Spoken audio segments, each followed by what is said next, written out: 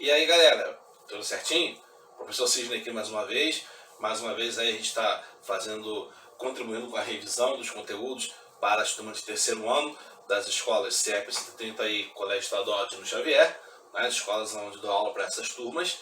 E na aula anterior nós falamos do conteúdo conceitual. Hoje nós vamos falar ainda do magnetismo, mas vamos fazer a revisão geral baseado uma coisinha que a gente deixou na plataforma para vocês fazerem. Essa coisinha é a lista de exercícios, ok? Então o que nós vamos fazer? Vamos corrigir essa lista de exercícios agora. Se tiver um tempinho aí, uma semana mais ou menos, né? Agora vamos cair dentro da correção, tá bom? Então se você ainda não baixou, dá pausa no vídeo, baixa lá a lista de exercícios para você acompanhar com a gente ali. Se você já baixou e você tentou fazer, beleza. Esse era o esquema mesmo. Agora você confere quantos que você acertou aí, tá bom? Então vamos começar da primeira questão, óbvio, né? Primeira questão então. Aí você tem uma bússola que pode ajudar a pessoa a se orientar devido à existência no planeta Terra do quê? O que é que existe no planeta Terra que faz a bússola funcionar? É basicamente essa a pergunta. E a resposta, sem pestanejar, é o campo magnético da Terra que faz com que a bússola se alinhe na direção norte-sul diretamente. Então a resposta é a letra D. Tem um campo magnético na Terra que faz com que a bússola funcione, se oriente na direção norte-sul, beleza? Show! Ainda na mesma página aí, questão número 2, né, você tem um ímã, e esse ímã atrai várias coisas feitas de alguns metais. Dentre as coisas que eu coloquei aqui, tem uma que não é atraída pelo ímã. Aí você tinha que lembrar da questão envolvendo materiais ferromagnéticos, paramagnéticos, diamagnéticos. As coisas que são de ferro são atraídas, sério, muito fortemente, tá bom? Então ali, você tem uma arruela de ferro, um prego, tudo isso é feito com ferro. A única coisa ali que não é atraída pelo ímã, ou é atraído muito fracamente pelo ímã, é a caneca de alumínio. Lembre-se, alumínio não é um metal ferromagnético, ele é atraído muito fracamente pelos ímãs, tá certo? Então letra E é a resposta correta dessa questão. Questão 3. Ele diz aí que tem uma bússola apontada para o norte geográfico, sempre. E essa bússola é apontada por quê para esse ponto?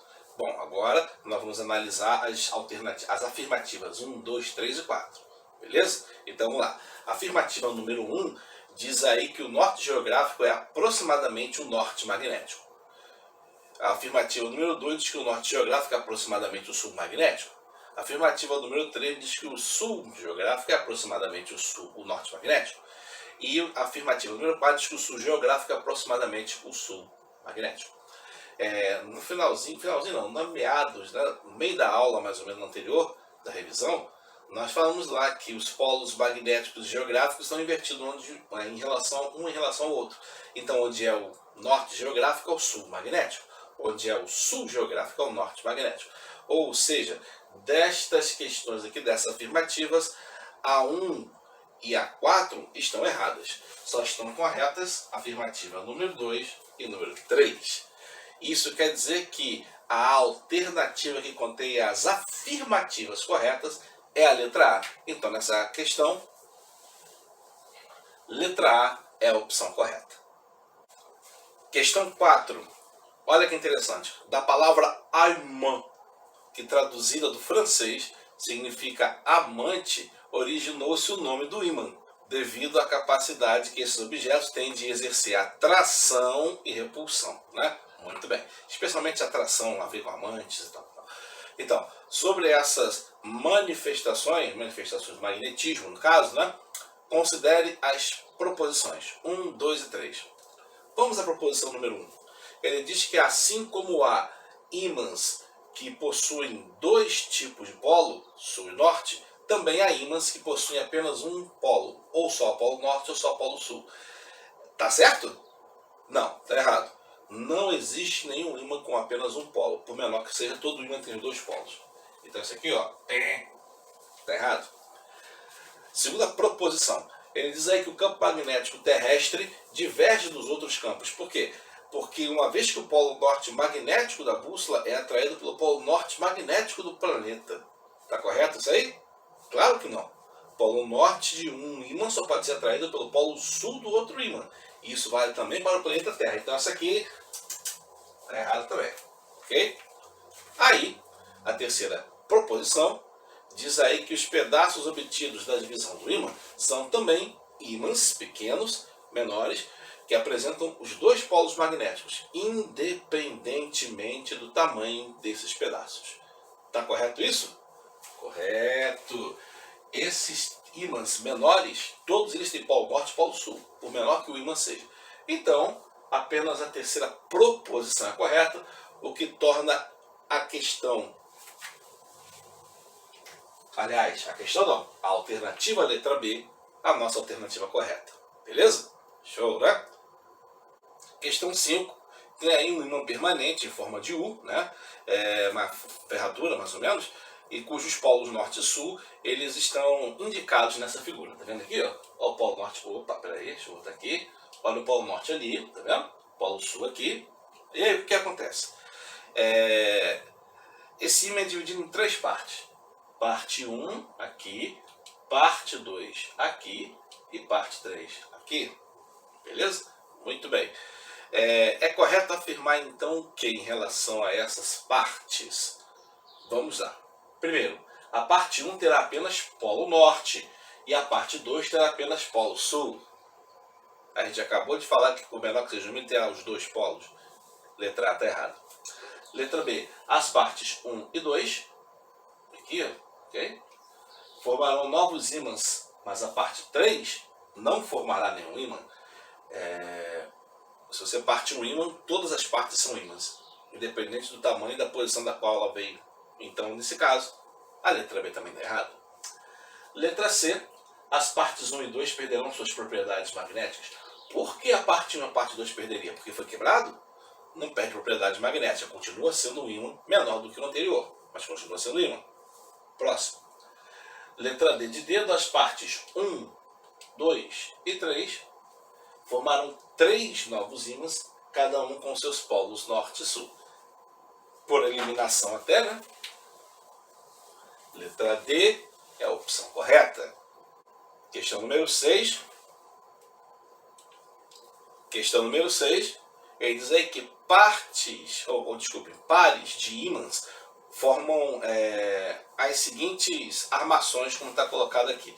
Na primeira armação, armação A, os ímãs são colocados um atrás do outro. Na armação letra B, um do lado do outro. Isso. Recomeçando. Questão número 6. Pares de ímãs em forma de barra são dispostos conforme indicam as figuras a seguir. Então, na figura A, os ímãs são colocados um depois do outro. Na figura B, um do lado do outro. E na figura C, os ímãs são colocados em L. Tá certo? Muito bem. A letra N indica o polo norte de cada ímã e a letra S indica o polo sul de cada ímã. Ok? Entre os ímãs de cada um dos pares A, B e C, ocorrem nessa ordem que tipo de força? Muito bem. É para dizer se tem atração ou repulsão. Repara que no ímã, nos ímãs, melhor dizendo, né? Na alternativa A, no esquema A, o polo sul de um está perto do polo norte do outro. Então ali vai rolar uma atração. Aqui o polo norte de um e o polo norte do outro estão próximos. E o polo sul de um e o polo sul do outro estão próximos. Resultado, os polos iguais mais próximos um do outro, também vai rolar uma repulsão neste caso. E no C, o polo sul de um está próximo do polo sul do outro. Polos de mesmo nome, repulsão. Então vai ficar da seguinte maneira: atração, repulsão, repulsão. O que torna correta a alternativa letra A. Ok? Simples assim. Questão número 7. Você tem 3 barras. Barra AB, barra CD, barra EF. Aparentemente idênticas. E faz-se então experimentos com elas. E experimentalmente você constata o seguinte: que a barra A atrai a extremidade A, atrai a extremidade D. A extremidade A atrai a extremidade C. E a extremidade D repele a extremidade E. Então é como se você tivesse 3 barras. Aqui, ao invés de você indicar os polos, você indica os lados, né? Isso, CD. E aqui é. Ok? Então, vamos lá. Primeiro experimento. Quando A é aproximado de D, rola uma atração. Segundo experimento. Quando A é aproximado de C, também rola uma atração. Espera aí. Atraiu os dois polos? Então isso aqui não são polos. Alguma coisa aqui é ferro. Por quê? Se fossem dois ímãs, aqui, aqui ou aqui, aqui, teria uma repulsão. Então um desses dois caras é um ímã e um desses dois caras é ferro.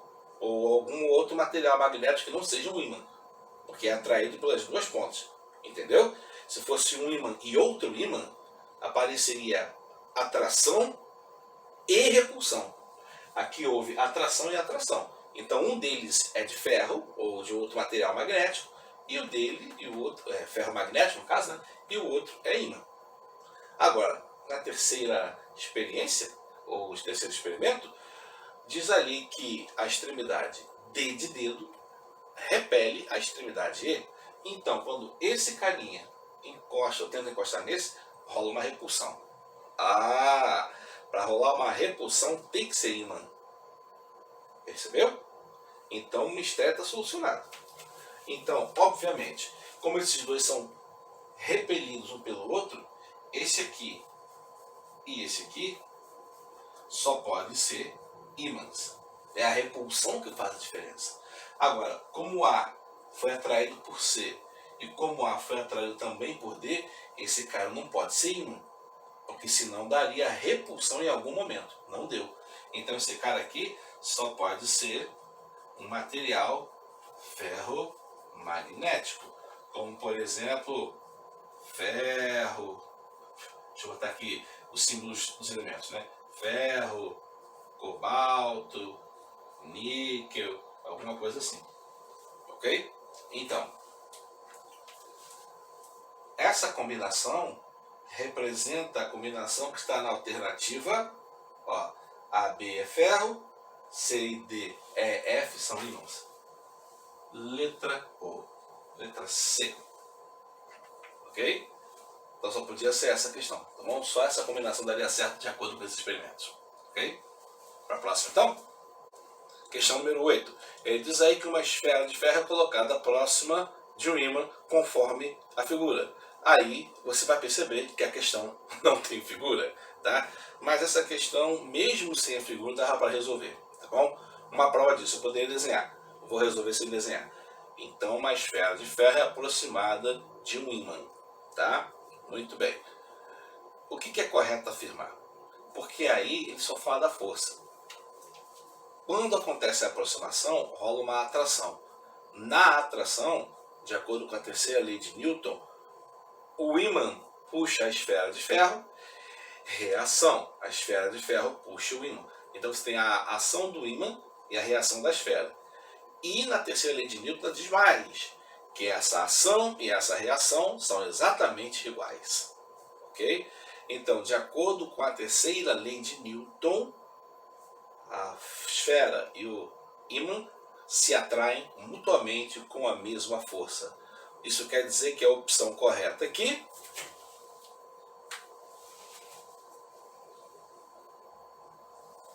vamos lá. É a letra E, né? Rola uma atração da esfera pelo ímã, que é igual à atração do ímã pela esfera. As forças são iguais, terceira lei de Newton. Tá vendo? Sem você precisar de desenho. Tá bom? Apesar de não ter desenho, dá pra ir, tá bom, gente? Beleza? Beleza? Para a próxima, então. Na questão 9, ele diz aí que tem um pequeno ímã. E esse ímã tem dois polos, óbvio, né? Norte e sul. Quando se quebra o ímã exatamente no meio, entre esses dois polos, o que você vai ter? Nós temos falado isso exaustivamente. Você vai ter dois ímãs com o polo norte e polo sul. Independente de você quebrar no meio, na ponta, na transversal, na diagonal, independente. Tá bom? Então você vai ter dois ímãs, ambos com polo norte e polo sul. Ou seja, a opção correta aqui é a letra A. Beleza? Ok? Questão 10, ele diz que um grande ímã A tem seu polo norte aproximado do polo norte de um pequeno ímã B. Opa, então a questão versa sobre um desenho parecido com esse. Ó. Vamos lá. Esse é o ímã A, polo norte aqui, polo sul ali, certo? E aqui o ímã B, polo norte, polo sul. Muito bem. O que ele quer saber é em relação às forças que A exerce sobre B, que B exerce sobre A, ou seja, em relação às forças de, neste caso, repulsão. Polo norte de um, polo norte do outro. Vai acontecer uma repulsão. Então, nesse caso aqui, eu vou ter uma força que B faz sobre A, e aqui eu vou ter uma força que A vai fazer sobre B. Em relação a essas forças, o que é correto afirmar? Primeiro, que elas são de repulsão. E a segunda coisa é que, pela terceira lei de Newton, toda ação gera uma reação igual e contrária. O valor da força de A é igual ao valor da força de B. Então, a intensidade das forças é a mesma. Por isso, forças de igual valor e de repulsão torna correta a alternativa letra B. Ok? Questão número 11. A força entre dois ímãs depende do quê? Bom, esse item a gente não chegou a trabalhar exatamente com força da matéria, mas a gente pode falar agora sem problemas, tá? Primeiramente, um ímã normalmente tem a sua intensidade associada com o seu tamanho. Então, em primeiro lugar, tem a questão em relação a tamanho, massa. Quanto maior o ímã, maior a força ou campo magnético que ele pode produzir ao seu redor, transmitindo assim maior força. E a segunda coisa? A segunda coisa é em relação à distância.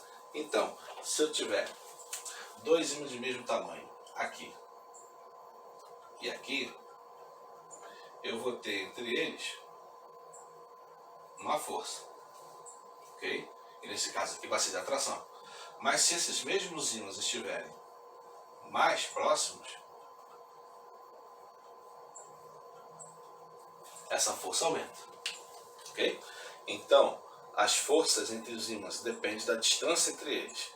E também a força que cada ímã produz depende de sua própria massa. Tá? Quanto maior o ímã, maior a força que ele produz. Mas nesse caso aqui, nós temos o que está influenciando aqui, com maior destaque, a distância. Tá? E com menor destaque, o tamanho do ímã. Então, a opção correta nessa questão é a letra D. Se o ímã for maior e se ele estiver mais próximo, maior será a força que ele é capaz de fazer. Beleza? A próxima então. Questão 12. Ele diz aí que tem um ímã que é permanente, ou seja, não perde a sua capacidade magnética e é reto, né?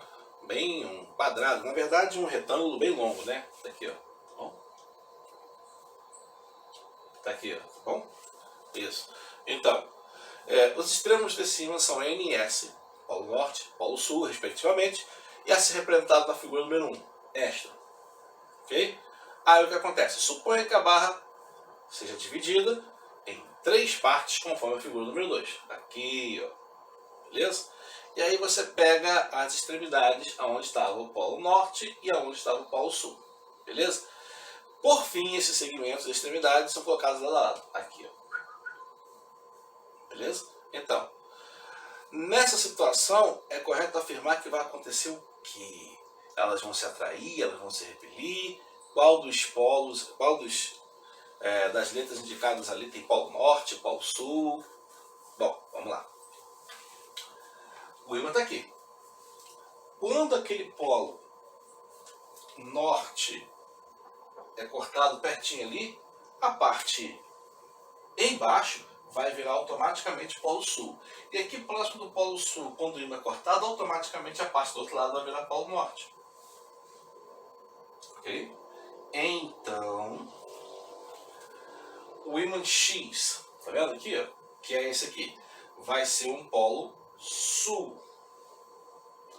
E a parte Y, o ímã Y, vai ser um polo norte, porque todo ímã, quando é cortado, gera um novo ímã. É um novo ímã, tem ambos os polos, tá bom? Então, nesse caso aqui, X vai representar o polo sul do ímã superior, Y vai representar o polo norte do ímã posterior. Na prática, se você fizer isso, você vai confirmar esse resultado, tá bom? E aí, o que vai acontecer? Como o polo norte de um e o polo norte de outro estão próximos, e embaixo o polo sul de um e o polo sul do outro estão próximos, vai acontecer uma repulsão. Então a resposta correta vai acontecer uma força de repulsão, eles vão se repelir. Por quê? Porque X é polo sul e Y é polo norte. A alternativa correta, então, é a letra D de dedo. Ok? Questão 13. Diz aí que a Terra se comporta como um grande ímã. Então, no espaço em torno da Terra, em torno dela, existe um campo magnético que é denominado campo magnético terrestre, que é o responsável pela orientação, por exemplo, das agulhas magnéticas nas bússolas. Beleza. Os cientistas, há muitos e muitos anos, vêm procurando uma explicação para a existência desse campo.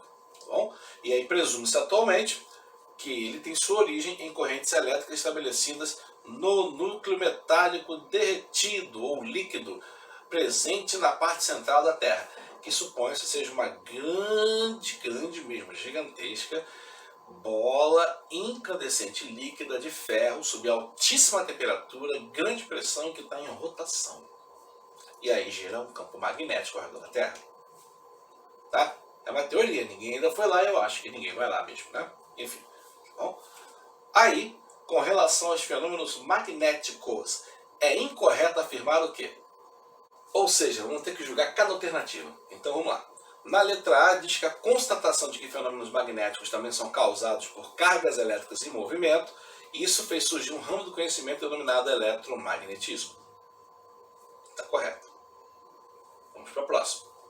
Letra B, os polos norte e sul de um ímã são fisicamente inseparáveis. Não dá para ter só polo norte e polo sul. Correto. Vamos para a próxima. Campos elétricos variáveis induzem tensão elétrica numa bobina que o atravessam. Foi uma das últimas coisas que eu expliquei na aula de revisão. Então, campo elétrico ou campo eletromagnético, tanto faz, né? Ao ter uma variação, tem uma bobina que é um enrolamento de fio, produz corrente elétrica nele. Isso é basicamente o princípio de Faraday, né? Para a próxima. O polo sul geográfico é, na verdade, o polo norte magnético da Terra. Aproximadamente. Mas dá para considerar. Letra E. O campo magnético é um campo elétrico em que não circulam correntes elétricas. O campo magnético existe porque circula uma corrente elétrica que faz ele existir. Então a opção realmente incorreta é a letra E. Ok? Então nesse caso aí, está resolvido. Vamos para a próxima? Vamos lá, meu povo. Questão número 14. Tem uma pequena bússola que é colocada próxima a um ímã permanente. Então essa bússola é colocada nas posições A, B, C, D. Tá bom? Em 4 posições ali. Ele quer saber em quais posições, ou qual posição, né, no caso, em quais posições a figura, a extremidade da bússola que vai ser colocada ali vai ficar apontando com o polo norte dela para cima, para o alto da página. Bom, para fazer a resolução disso aqui, explicando direitinho, eu vou desenhar uma coisa representando uma bússola aqui, que é chamada uma agulha magnética. É basicamente o losango, tá bom? Tá? Aí eu vou pintar aqui uma das faces do losango para dizer que essa face escura representa o polo norte e a face clara então vai representar o polo sul. E aí o que acontece? Essa agulha vai ser colocada no ponto A, no ponto B, no ponto C e no ponto D. E vai ficar de um jeito. Ele quer saber em quais desses pontos a bússola vai ficar apontando exatamente assim. Polo norte para cima e polo sul para baixo. Bom, antes de eu colocar a bússola imaginariamente ali, da teoria ali, vamos então representar as linhas de campo, porque nós falamos na matéria que a bússola se orienta de acordo com as linhas de campo que passam naquela região onde ela é colocada. Então, representando aqui as linhas de campo do ímã em forma de barra, são basicamente assim, ó.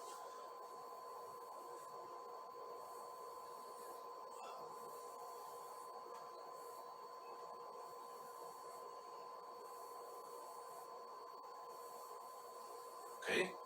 São dessa forma mais ou menos. Isso. Um pouco mais claro. Sempre saindo pelo Polo Norte.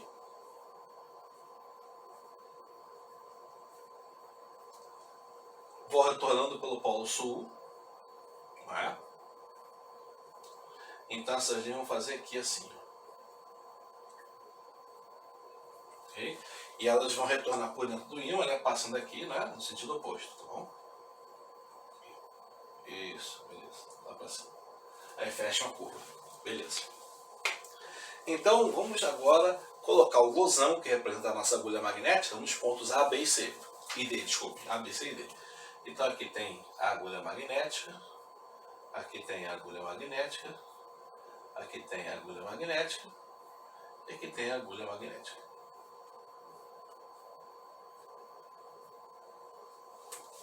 Ok? Muito bem. Então, a agulha magnética vai se orientar de acordo com a direção e o sentido das linhas de campo magnético naquele ponto que ele é colocado. Repara que no ponto A, as linhas de campo estão subindo. Então, no ponto A, o polo norte vai estar apontando para cima. Repara que no ponto D, as linhas também estão subindo, porque estão retornando para o polo sul. Então, no ponto D também, o polo norte está apontando para cima. Mas nos pontos B e C, as linhas de campo magnético estão descendo. E por isso, o polo norte dessa bússola está virado para baixo. Aqui e aqui. Ok? Então, como ele quer saber os pontos onde o polo norte vai estar virado para o alto da página, a opção correta é aquela que indica que nos pontos A e D, a bússola está virada com o polo norte para cima da página. Pontos A e D, letra A é a resposta correta. Ok? Questão 15. Um pedaço de ferro é colocado próximo ao ímã. Qual é a única afirmação correta em relação à situação? Bem, um pedaço de ferro. E aqui o ímã. Vai rolar uma atração entre o ferro e o ímã. Aqui é a força que o ímã faz. Aqui é a força que o ferro faz. Então a força número 1 e a força número 2 são iguais, de acordo com a terceira lei de Newton. Ok? Então, nesse caso aqui, a opção correta é que o ímã atrai o ferro e o ferro atrai o ímã com forças de valor exatamente iguais. E isto está escrito em qual das opções aí? Letra E. Então, letra E é a opção correta. A atração do ferro pelo ímã é igual à atração do ímã pelo ferro. Show. Questão 16. Ele diz que o comportamento magnético dos corpos costuma causar grandes dúvidas e acabam, né, gerando curiosidade a respeito disso. Né? Sobre esse tema, o que é correto dizer? Então, eu quero a alternativa que é correta aí. Então, vamos ter que analisar uma por uma. Vamos lá, então. Alternativa letra A, ele diz que cargas elétricas em repouso geram ao seu redor um campo magnético. Não, cargas elétricas em movimento geram um campo magnético. Está errado. Carga elétrica em repouso não gera campo magnético. Letra B, diz que o ímã, sujeito a altas temperaturas, pode perder suas propriedades magnéticas. Um ímã superaquecido, ele pode ter suas moléculas muito agitadas e desalinhar o campo magnético no interior do ímã, ou seja, as partículas magnéticas se desalinharem. Sim, essa é uma alternativa correta. Deixa eu pegar aqui. Vamos analisar as outras. Na letra C é possível obter um único polo magnético isolado, quebrando-se o ímã em pedaços iguais. Não, nunca é possível obter um polo magnético isolado. Próxima, letra D. Ímãs elementares, partículas do tamanho de átomo que são basicamente magnéticas, são responsáveis pelas propriedades magnéticas, em uma barra metálica magnética, como uma barra de ímã, por exemplo, né, assumem orientações diversas, ou seja, aleatórias. Não. Quando você tem um ímã ou um objeto de material magnético, essas partículas magnéticas elementares estão alinhadas, todas apontando para o mesmo lado. E isso cria o campo magnético. Tá fora. Letra E diz que em uma onda eletromagnética, os vetores que indicam campos elétricos e campos magnéticos estão sempre em paralelo. A gente ainda não falou dessa matéria, eu vou logo adiantar. Campo elétrico vibra de um jeito, campo magnético vibra de outro, forma-se uma onda eletromagnética. Então, os campos elétricos estão numa direção, os campos magnéticos numa outra direção perpendicular, e não paralela. Embora essa não seja a matéria que a gente deu, tá bom? Deixa eu dizer logo essa questão também está errada. Então, obviamente, a alternativa que está correta é a letra B. Questão 17. Ele diz que dois ímãs são dispostos em cima de uma mesa de madeira, então a mesa não influencia no magnetismo, né? Colocados de modo que o polo sul de um esteja próximo do polo norte do outro. Opa, F1 é a força que o ímã exerce sobre o número 2 e F2 é a força que o ímã exerce sobre o número 1. Então é a mesma coisa que a gente tem desenhado sempre, né? Norte, sul, tá? Então aqui eu vou ter F1, que é a atração, e aqui eu vou ter F2, que também é de atração. Aí, sobre essas forças, F1 e F2, é correto dizer o quê? Estamos batendo nessa tecla toda hora, né? Primeira coisa, F1 e F2 são de atração. E terceira lei de Newton, F1 e F2 têm exatamente o mesmo valor, tá? Então F1 e F2 são iguais e as forças são atrativas, o que torna a alternativa a letra C a alternativa correta. Questão número 18 diz aí que a Terra pode ser considerada um grande ímã, né? Como a gente já tinha falado em outra questão, visto que tem um campo magnético. Questão número 18, a Terra pode ser considerada um imenso ímã, como já vimos em questão anterior aí, visto que ela, no caso, possui um campo magnético constante em torno de si mesma. Muitos cientistas suspeitam que esse campo magnético seja causado pelo movimento constante dos metais derretidos, especialmente ferro, no centro da Terra. Beleza, nós também já falamos sobre isso, mas a pergunta é diferente. A respeito das linhas de campo magnético da Terra, o que é correto dizer? Vamos então à representação dessas linhas, tá?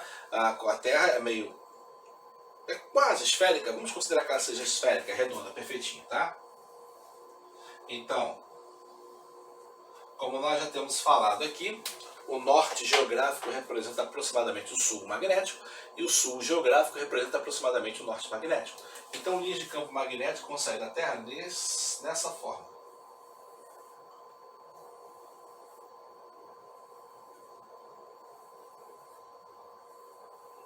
Tá vendo? E como aqui é o norte magnético e aqui é o sul magnético, essas linhas de campo vão fazer esse movimento aqui.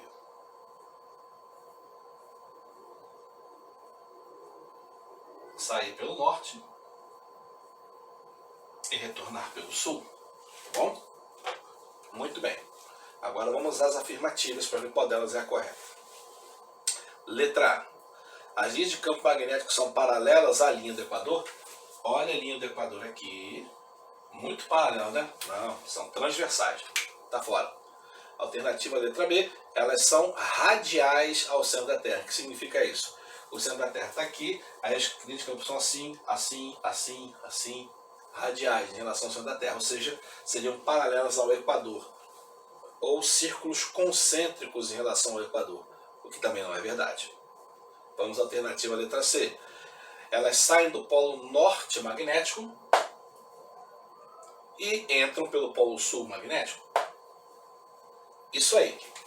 Letra C, alternativa correta. Só para um esclarecimento, letra D e letra E. O que tem de errado? Na letra D, o campo magnético é mais intenso na região do Equador. Ele acabou de dizer que é constante. Então é constante aqui. Na verdade, o campo magnético ele tem uma intensidade que é aproximadamente constante para uma certa altitude. Então depende da distância em relação à superfície. Ok? Beleza. E na letra E, o polo sul magnético está próximo do sul geográfico. O sul seria aqui, o norte seria aqui, né?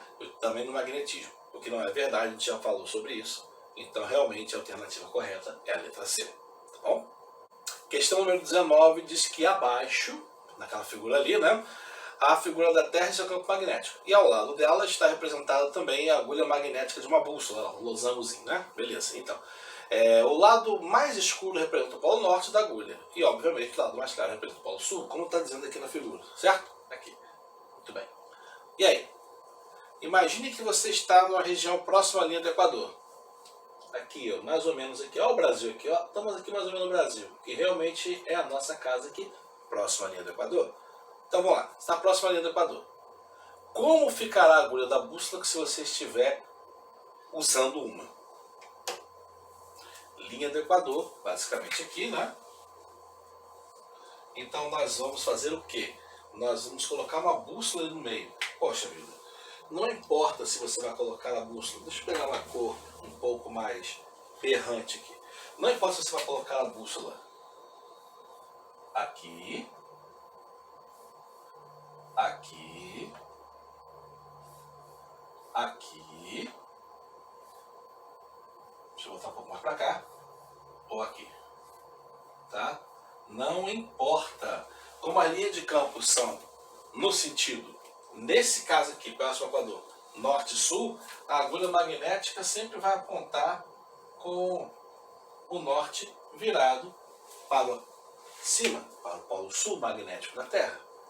Então a agulha da bússola ficará como mostra a alternativa letra D, que é a alternativa correta nesse caso. Ok? Questão número 20, nós temos aí que a segunda década do século XIX, o dinamarquês Hans Christian Oersted demonstrou que um fio percorrido por corrente elétrica era capaz de produzir ou causar uma perturbação na agulha de uma bússola. E mais tarde, André-Marie Ampère, o francês, obteve uma relação matemática para a intensidade do campo magnético produzido por uma corrente elétrica que circula em um fio condutor. Seja ele retilíneo ou não, no caso aqui foi retilíneo, né? Então ele mostrou que a intensidade do campo magnético depende da intensidade da corrente elétrica, da distância do fio condutor até o ponto que você está medindo. Então, basicamente, você tem o fio, a corrente elétrica passa por ali, produz o campo magnético. Mas o campo magnético que você vai sentir depende da distância que você está até o fio, quanto mais longe, menos campo magnético te atinge, e depende também da intensidade da corrente elétrica que está passando ali. Quanto maior a corrente elétrica, maior o campo magnético. E aí vem a pergunta. Com relação a esse fenômeno, assinale a afirmativa correta. Vamos analisar cada uma delas.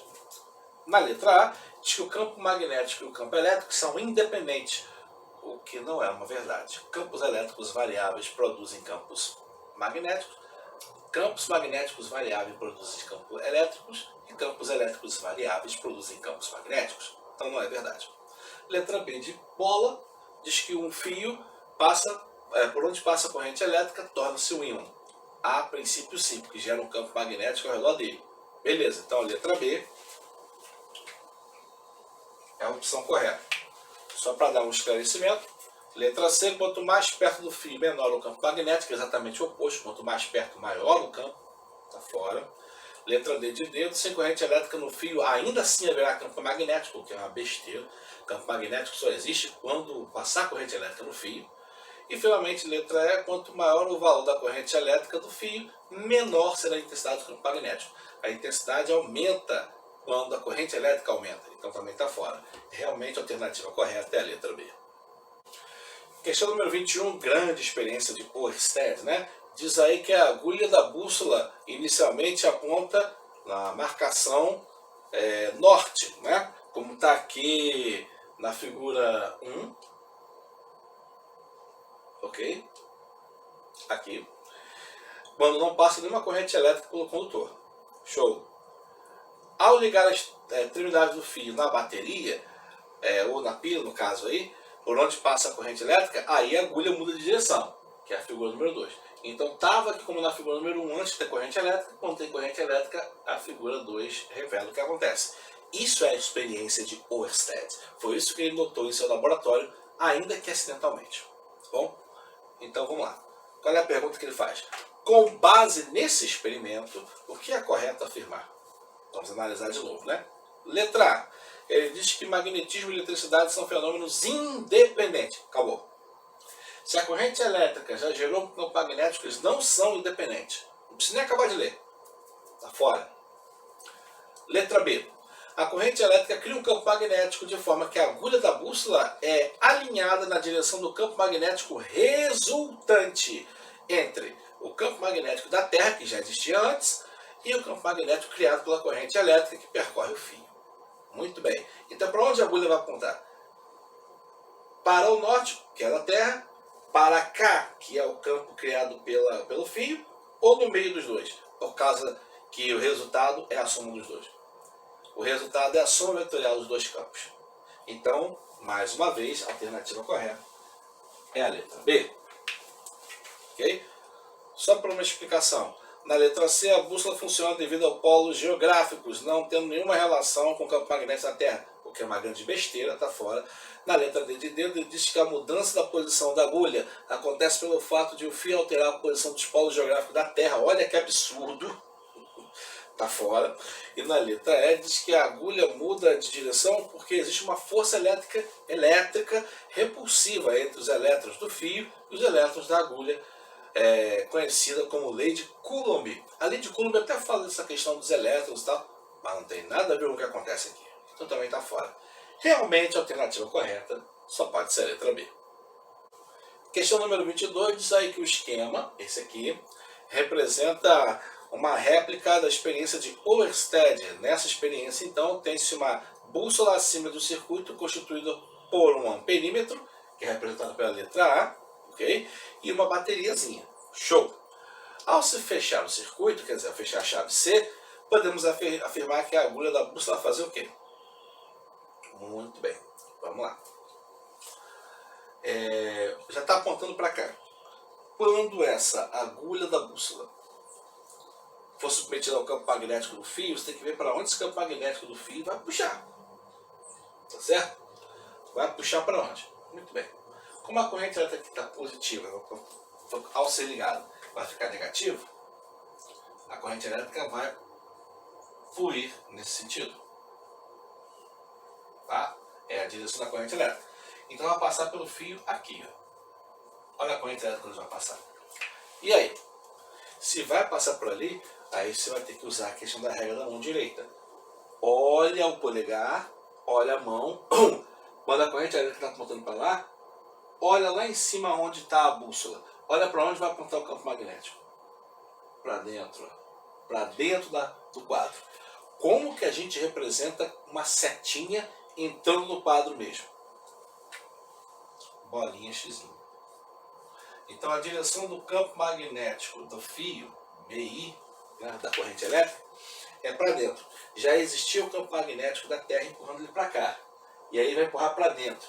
Então ela estava, vamos dizer assim, a agulha magnética estava assim, e por causa do fio ela vai ser empurrada para dentro assim. Percebeu? Estava assim, vai ser empurrada para dentro por causa da ação do campo magnético do fio. Tá bom? Então ela vai girar em quantos graus? Cara, se é assim, 0, e o outro fio está assim, o outro campo magnético do fio está em 90 graus, tá? Vai ser uma soma entre 0 e 90. Entre 0 e 90, ó, 90, 120, 180, permanece imóvel. Cara, se é entre 0 e 90, o único número que está entre 0 e 90 ali é 30 graus. Então, por isso, a alternativa mais plausível, e por isso mesmo a única correta, é a alternativa letra A, tá? Porque como o fio, como eu falei, vai criar um campo magnético para dentro, a paradinha vai girar um pouco, tá? Se o campo magnético do fio for muito grande, ela vai girar 90 graus, mas é apenas uma bateria, né? Então eu acredito que não seja tão grande assim, tá bom? Então ela vai girar entre 0 e 90. E aí o único que está dentro desse limite é o valor de 30 graus. Beleza? Número 23 diz aí que os dínamos são geradores de energia elétrica utilizados em bicicletas, por exemplo, para acender uma pequena lâmpada. E para isso é necessário uma parte móvel que esteja em contato com o pneu da bicicleta, né? Que quando entra em movimento, começa a gerar energia elétrica estática para acender a lâmpada. Beleza. Tá? Isso tem a ver com o princípio de de quem? Vamos lá. Dentro desse gerador encontra-se um ímã e uma bobina. Uma bobina é um enrolamento de fio condutor. E o ímã está lá dentro. O princípio de funcionamento desse aparelho é explicado pelo fato de que acontece o quê? Bom, basicamente, o enrolamento de fio, tá? Tem uma bússola ou um campo magnético aqui, ó, tá certo? E o movimento da roda da bicicleta, que é transmitido a esse interior aqui, vai fazer com que essa bússola, ou essa agulha magnética, ou esse ímã, gire. E ao girar, faz variar o campo magnético. E ao variar o campo magnético, princípio de Faraday, gera-se uma corrente elétrica aqui. Uma corrente elétrica alternada, acendendo a lâmpada. Show, né? Isso é basicamente o que acontece também nas usinas hidrelétricas, termoelétricas, nucleares, tá bom? Os geradores das usinas também funcionam com isso aqui, só que o tamanho, né, não se compara. Então, basicamente, isso é o princípio de Faraday, cara. O campo magnético variável é capaz de gerar corrente elétrica em um condutor. Ou seja, a alternativa correta aqui tem a ver com o princípio do Faraday. E aquela alternativa que tem relação com o princípio de Faraday aqui é a letra E. Corrente elétrica é gerada em um circuito fechado quando há variação de campo magnético, princípio de Faraday. Entendeu? Beleza, vamos para a próxima. Questão 24, nós temos aí um esquema. Um ímã é posto em movimento em um fio enrolado, tá vendo ali? E aí o que acontece?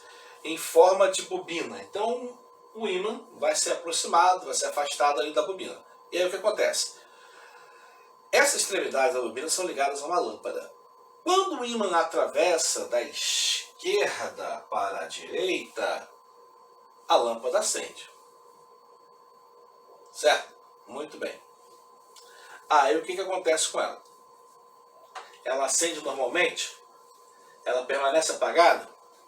Ela acende, mas fica piscando? Ela acende, mas se apaga logo em seguida? Ou ela se queima? Quando o ímã atravessa da esquerda para a direita, na verdade faltou um pedaço dessa questão. A palavra da questão é quando o ímã for atravessado da direita para a esquerda.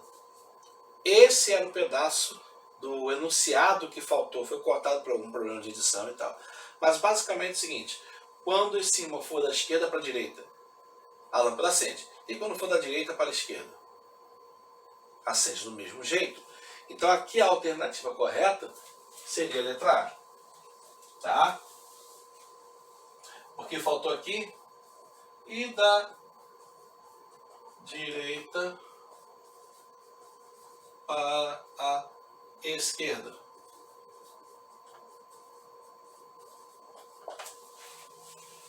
Aí a lâmpada acende normalmente como antes. É porque faltou o pedaço enunciado, por isso a questão estava incorreta. Se fosse uma questão de prova, seria anulada.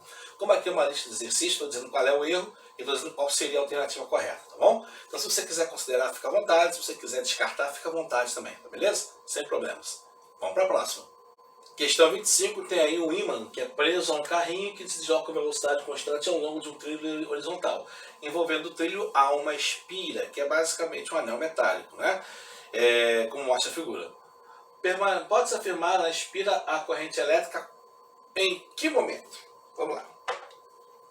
Então, como o ímã vai criar um campo variável ao se aproximar e também ao se afastar do ímã, da espira, então em qualquer tipo de movimento isso serve para criar um campo magnético variável gerando uma corrente elétrica na espira.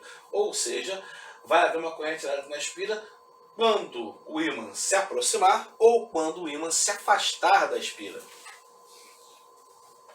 Letra E é a alternativa correta. Então, tanto faz ir ou vir, campo magnético variou, corrente elétrica apareceu. Ok? Questão número 26 talvez seja aquela que tem um desenho um pouco mais confuso, talvez seja um pouco mais complexo de você entender. Mas vamos lá, vamos com calma. Diz aí que a figura mostra um ímã e um anel metálico, como uma espira, por exemplo, né? O eixo do ímã, que é o eixo X, é perpendicular ao plano do anel. Então o anel está assim e o eixo atravessa o anel. Ok? É isso. Tá bom? E passa pelo centro exatamente, pelo meio. Não, eu disse não haverá corrente elétrica. Quando? No anel, quando, em qual daqueles casos ali? quando é que não vai acontecer corrente elétrica no ímã, né, digo no anel, quando o ímã fizer que movimento ali. Então vamos analisar com calma para saber que movimento é esse. Vamos lá. Primeiramente, quando o ímã girar em torno do eixo X. O eixo X é aqui. O que é girar em torno do eixo X? É ele fazer assim, ó. Tá vendo? Vamos lá. Nesse caso aqui, a distância entre o anel e o ímã não muda. A quantidade de linha de campo magnético que vai passar pelo anel não muda. Então, nesse caso, não há uma variação do campo magnético, o que significa que a letra A já é a resposta correta. Mas vamos às outras. Letra B. Quando o ímã deslocar-se ao longo do eixo X, se vier aproximando-se ou afastando-se, gera um campo magnético variável. Vai gerar corrente elétrica. Tá bom? Então não é aquela que a gente quer marcar. Letra C.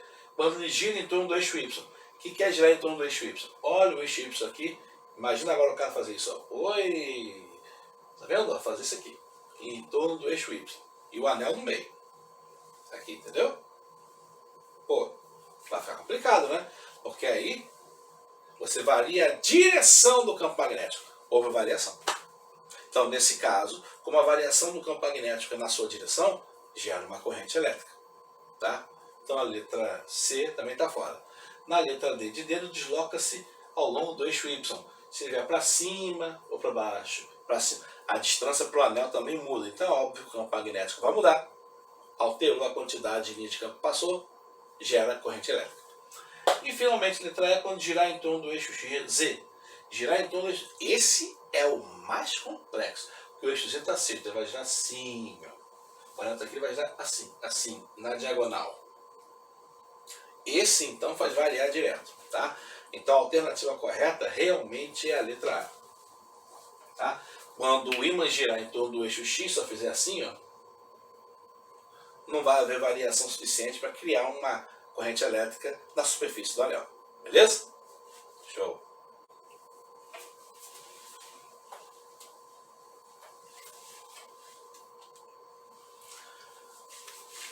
Questão 27. Dentre os equipamentos que estão citados aqui, qual deles não funciona baseado na indução magnética, estudada e teorizada por Michel Faraday? E aí? Ou seja, qual deles funciona independente da variação do campo magnético criar uma corrente elétrica? No alternador de automóvel e no gerador eletromecânico, o funcionamento é exatamente igual daquele que eu coloquei aqui ainda agora, o ímã girando dentro de um enrolamento. É o princípio de Faraday.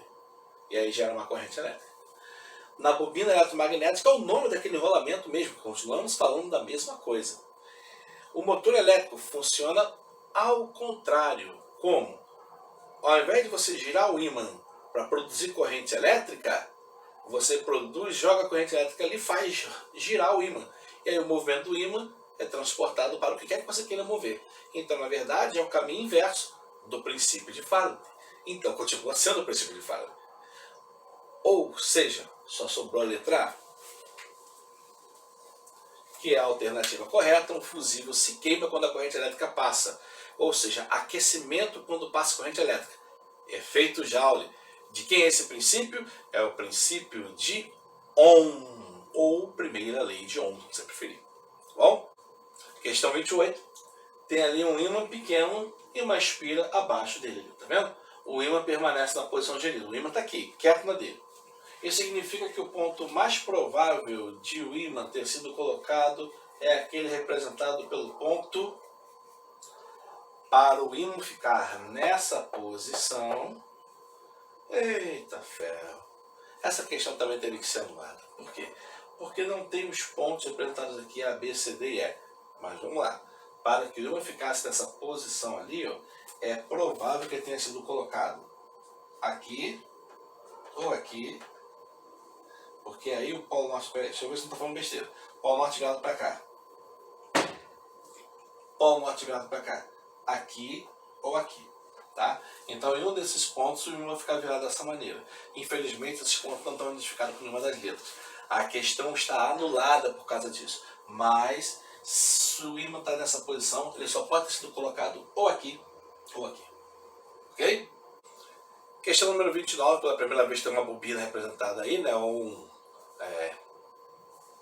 Uma bobina larga, né? Solenoide. E diz aí que questão 29, pela primeira vez tem um solenoide representado aí. Coloque-se uma agulha magnética de uma bússola próxima à bobina ou ao solenoide na figura abaixo ali, ó, daquele esquema ali, tá bom? Liga-se a corrente elétrica na bobina. Como a agulha ficará depois de ligar a corrente elétrica na bobina? Como assim? É o seguinte, o campo magnético que está aqui, ó, que está aqui antes de ligar a bobina, está dessa maneira, para lá. Então esse aqui é o campo magnético da Terra. Quando se ligar a bobina, vai haver um campo elétrico resultante dele, que vai ser como? Olha a corrente elétrica, tá vendo aqui, ó? A corrente elétrica passando por dentro, vai gerar um campo magnético aqui. Só que, como você tem várias voltas, tá vendo? Ó, esse cara está entrando aqui indo por trás. Então, nesse caso aqui, você vai ter a corrente elétrica dando a volta por trás, passando pela frente, dando a volta por trás, fazendo isso. Tá bom? Até sair lá na frente. Isso quer dizer que esse campo magnético, ó, tá vendo a corrente elétrica aqui? A corrente está fazendo isso. Então eu vou ter um campo magnético, regra da mão direita, ó. O campo magnético no centro da bobina para onde está? O campo magnético no centro da bobina está assim, ó. Ok? Então aqui eu vou ter uma bobina que produz um campo magnético nessa forma.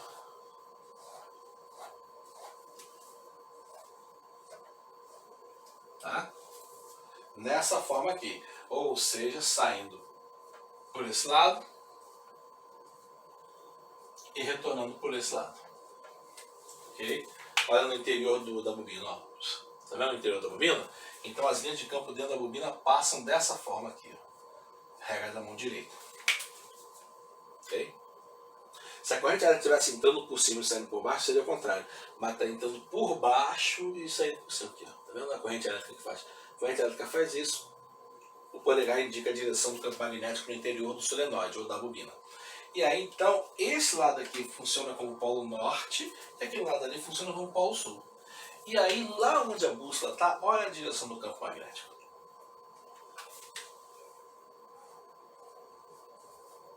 Do solenoide. Então, dentre as figuras que estão aqui, a mais provável para indicar em que direção essa agulha vai ficar virada depois que o campo magnético for ativado é próximo daquele BS ali, ó, próximo do campo magnético do solenoide, ou da bobina se você preferir, tá bom? E isso significa alguma coisa mais próxima da alternativa letra B, tá? Você vai questionar, lá no outro exercício anterior, você falou que a não ser que o campo magnético fosse muito forte.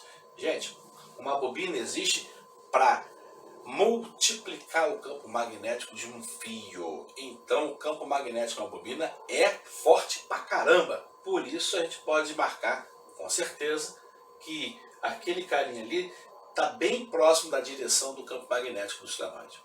Tá bom? Questão número 30, galera. Diz aí o quê? Que qual das alternativas abaixo não representa uma fonte de campo magnético? Ou seja, todos os caras aqui, menos um, produzem o campo magnético. Qual é esse cara que não produz campo magnético?